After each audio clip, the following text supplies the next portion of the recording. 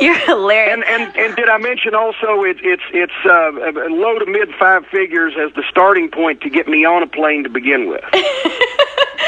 Well, there you go.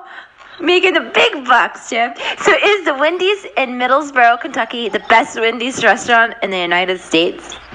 Tommy, you've been coaching her. I've been to that Wendy's with you.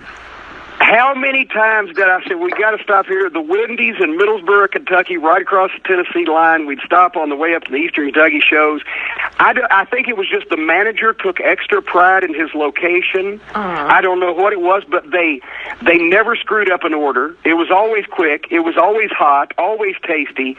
And they even, remember, had the special buns that no other Wendy's had. They took a step up and had those really nice bakery roll type buns that just really... It held the grease in better. I would say that is definitely, and there are a few good Wendy's in Ohio because that's near corporate, so they got to be, but way down in Middlesboro where nobody from corporate would ever show up, they just took pride in what they did, and I could appreciate that. Me too. So we have a lot of fan questions here for you. Do you mind to answer some of them? Oh, if you ask me a question I don't want to answer, I'll just answer a different question. Okay. Which territory had the best ring rats?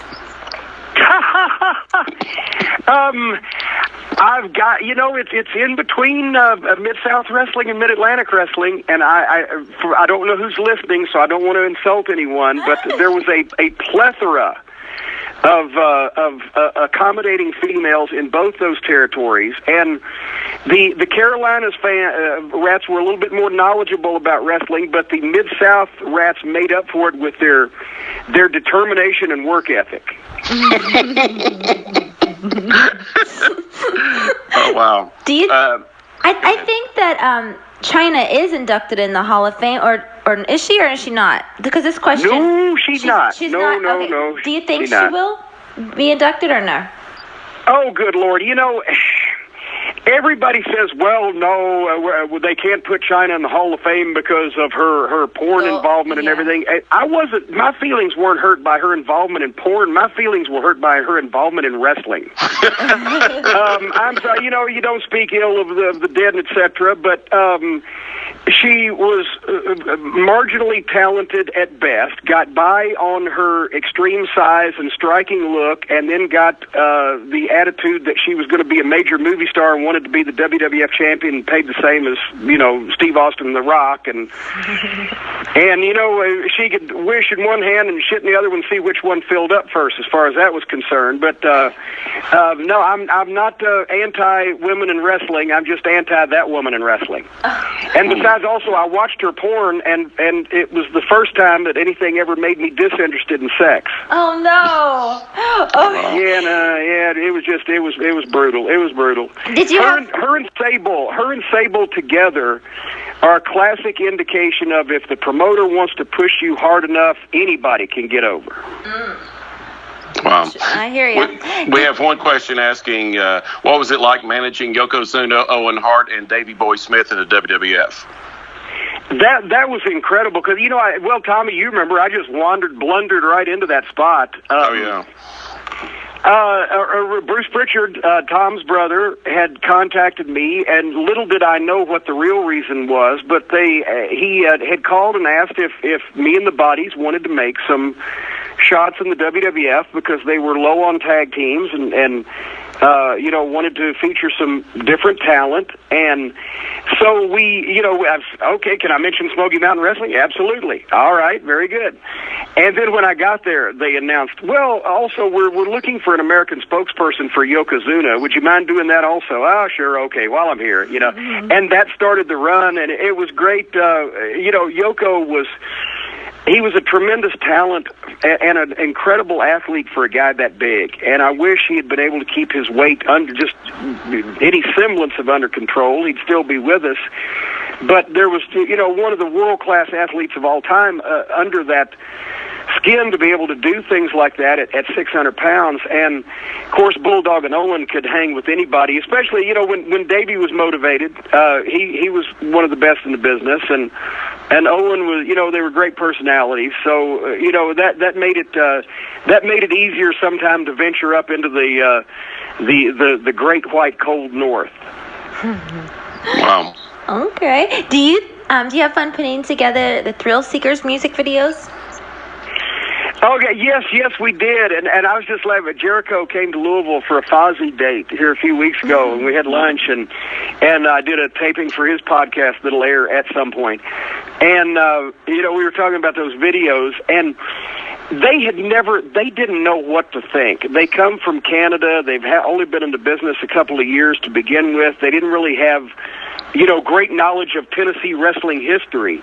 And they didn't know what I was doing was just basically a takeoff on the Memphis Fabs video for the Fabulous Ones, where, they were presented as these beefcake, good-looking guys. And then I threw a little of the Rock and Roll Express in there, the rock and roll videos they did in Memphis, because that made them kind of like teeny bopper idols. And it was just, I said, two Canadian guys, we're going to go to Pigeon Forge, we're going to feed the live bears, we're going to, put on the Velcro suits and jump into the Velcro wall, we're going to have fun, just do whatever you want. And they thought they were cheesy because they were thinking, where they came from, they were tuned into Canadian culture. They didn't realize that down in East Tennessee, people like to see these guys just go out and have fun. And it made them kind of more, I think, likable and human. Actually, more likable than their personalities made them. As Tommy, you'll remember, at the gimmick table, it was described as, Chris is over there looking at his watch, and Lance has that look on his face like, don't come up and talk to me. Because they had never experienced, I'm not saying they were bad guys, but they'd never experienced that before. They felt uncomfortable hugging all the girls and signing all the autographs and having a fit made over them. They were not comfortable with it. Plus, Lance had his wife. I think you sold more pictures than the Thrill Seekers, didn't you? Yeah, I think I got more girls than they did. Lance took his wife everywhere, and Jericho was picky.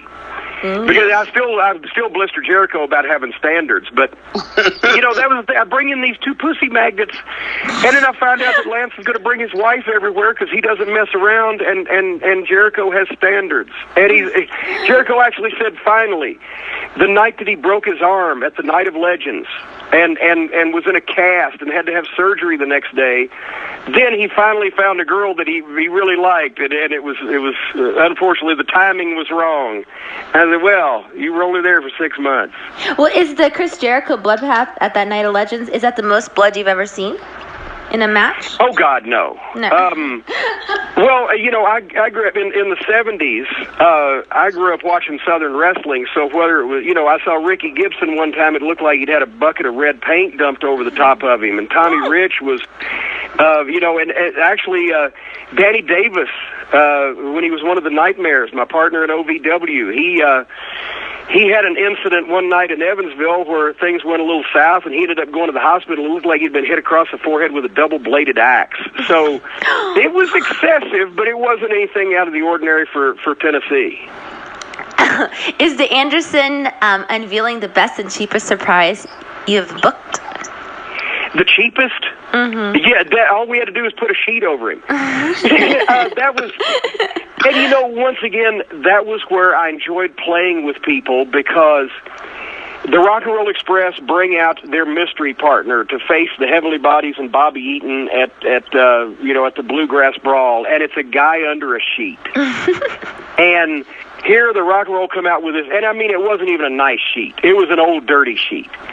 And it just looked like the epitome, which I wanted it to, the epitome of low-budget, outlaw, indie wrestling. Because you never want your show to look like that, except when the sheet was jerked off, because even we were making fun of it. This is the best you come up with, rock and roll, some guy from the Jiffy Lube under a sheet, and we whipped the sheet off, and there's one of the biggest national TV stars in wrestling, Arn Anderson. And all of a sudden, then the chaos and the brawl breaks out, and the people, I think, Tommy, you were there, because I think it was in Sevierville, was it not? Yeah, Peyton's Chapel Elementary School in Sevierville. Very good, oh trivia expert. And the place was jammed. We had expected a good crowd, but they really came that night, and it was oversold. There was people everywhere except where we had the area blocked off for the set. And when we whipped the sheet off, I mean, you can tell Arn Anderson a mile away. Nobody looks like him. Everybody just blew. They threw the babies in the air. And you know, like I said, then the chaos erupted. And that was so great because the people were convinced that they were going to get some. I always like to, instead of building the people up, that they were going to get some big major surprise or some wonderful occurrence that turned out to be half-assed. I always tried whenever possible to do it the other way, to make it look like, oh, this is going to be a half-assed bunch of crap, and then spring it on them, and it's you know, the Undertaker is coming, or just some wild, great surprise that people go, oh my God. Did you when wrestling bookers build up a surprise as the greatest thing of all time, then they've painted themselves into a corner. So you gotta sneak it out and don't get the expectations up too high, and then over deliver, and that's when it works.